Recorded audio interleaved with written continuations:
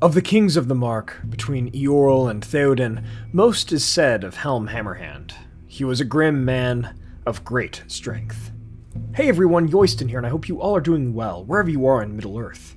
Today we are discussing one of the most famous and, honestly, cool kings of the Rohirrim, Helm Hammerhand. I am so excited for the War of the Rohirrim movie coming out at the end of the year, featuring Helm as one of the central figures. The sources of today's video are in the description and cards, my friends. Thank you all so much for joining me today. Let's begin our tale. Born in 2691 of the Third Age, Helm, whose name means protection in Old English and or Rohirric, was the 9th king of Rohan, after it had been established back in 2510. Helm's life in Rohan, even under the reign of his father Graham, saw an increased presence of Dunlendings and war with them. Whether or not his kingly father fell in battle to the Dunlendings or simply died of old age, I am unsure, but at 50 years old, Helm became the king in 2741. While there is much to praise about this character overall, I would not call him the most diplomatic or peace-loving of the people of Middle-earth, for after his ascension to the throne of Rohan in the Golden Hall of Meadowseld in Edoras, the problems with the Dunlendings only increased. They had, over the past century or so, been expanding their presence in northwest Rohan in places such as Isengard, an old fortress of Gondor, and in nearby valleys and so forth. In that part of Rohan, in the Westfold, near the Isen River, they were truly a presence. Again, the Dunlendings had once called the land of Rohan, or Calenarthon at the time, home. Tensions geopolitically between the Dunlendings and Rohirrim were already high when Helm came into power, and again, he wasn't exactly a diplomat himself. Helm did what he could, however, to smoothly run the kingdom, as he invited Freka, a nobleman who claimed to be a descendant from King Freowine, but had much Dunlendish blood and resembled their dark hair, to the councils held in the capital of Edoras. This man, more or less, was just a rich noble among the Dunlendings and a leader among them, and while Helm did not trust or like the man, he invited him to these councils regardless. But Freka only came to those that had suited him. He came in 2754 to one of these councils with many of his men, probably to intimidate the king and ask for the hand of Helm's daughter for his son Wulf. So Helm did the reasonable thing that anyone would do and called him fat. Men laughed at this, and while Freka continued to insult the king, Helm responded that he wished to deal with this later and resumed the council. After the meeting had concluded, Helm walked Freka outside and told Freka's men to stay. Helm then spoke to Freka and rejected his insult, striking him once, which would eventually take his life, even though it stunned him at first. After this, Helm then proclaimed Freka's son and all of their followers to be enemies of the king, and all of these men fled, while Helm sent many men riding towards them in the west marches. Honestly, this was not a particularly valiant or honorable act for one of the kings of Rohan, for even if Freka and his men attempted to intimidate the king beforehand, and he even insulted him, Helm responded with premeditated violence that resulted in the murder of Freka. Yet some may argue that since Freka's people had been harassing the Rohirrim in the ways that they had, it would be somewhat justified to have the two rulers fight each other. Yet before all of this, of course, the Rohirrim took the land of the Dunlendings that Gondor had conquered earlier and had given to them, knowing that men already lived there. Honestly, this conflict between these two men, Helm and Freka, followed centuries of the cycle of violence between the two peoples, and many arguments could be made to defend or condemn either or both sides in the conflict. This violence, perhaps, Helm would come to regret, even as he became known as Hammerhand for this deed.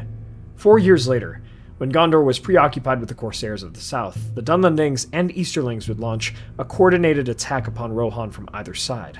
Wulf, Freka's son, led the Dunlendings, coming down the Isen and taking Edoras. Wulf sat in Meadowseld and called himself the king after Haleth, the heir of Helm, fell defending the doors, while Helm lost many men, being pushed back from the crossings of Isen to the refuge of the Hornburg, an ancient fortress of Gondor next to the Aglarond, or Glittering Caves.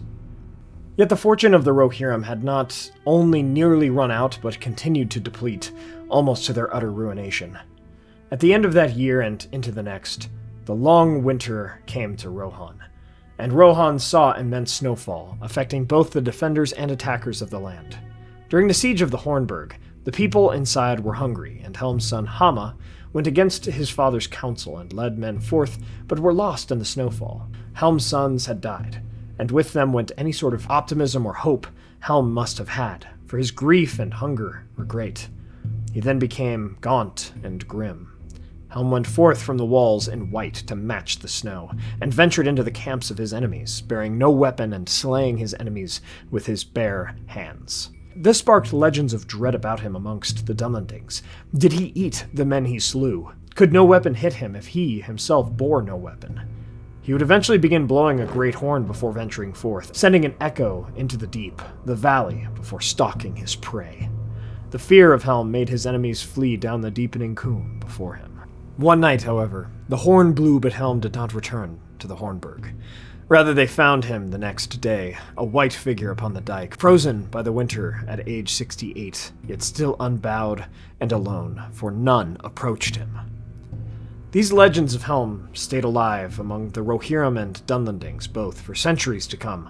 It is said that the horn would still sound at times, echoing in Helm's Deep, as it was thereafter called, when the king's wraith went among the foes of Rohan and filled them with terror.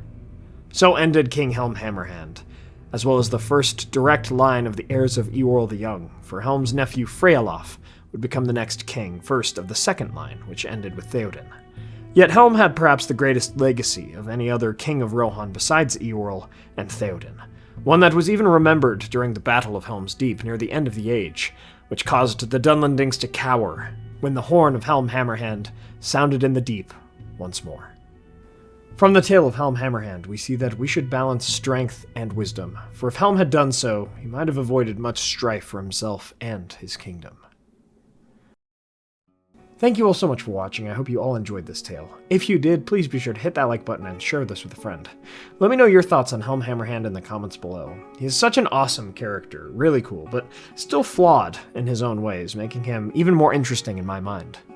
If you'd like to support the channel, please consider getting some candles for our friends Mythologie Candles, or order some Weta or United Cutlery Lord of the Rings swords, statues, and other replicas from Castle Kon, who does international shipping, and use the code WEST at checkout, and please check out our merch and Patreon. Thanks to our Valar tier patrons and YouTube members, Peter Shepard, Merton, John Hume, Elizabeth Calvert, Maz Gibbs, Reese Jenkins, Arthur Merlin, Dale Davis, Kingswald Project, Theodore, Moon Viper, Andrew Carlisle, and Zoomi. Thank you so much to all of our patrons and YouTube members. It really means a lot. Please subscribe and hit that bell button to join the Men of the West and all of the Free Peoples today. And I'll see you all again next week with a video on how Sauron could have won the War of the Ring. We will discuss a few different strategies or choices Sauron could have made to win the war. My friends, thank you all so much for joining me on this adventure. Until the next one.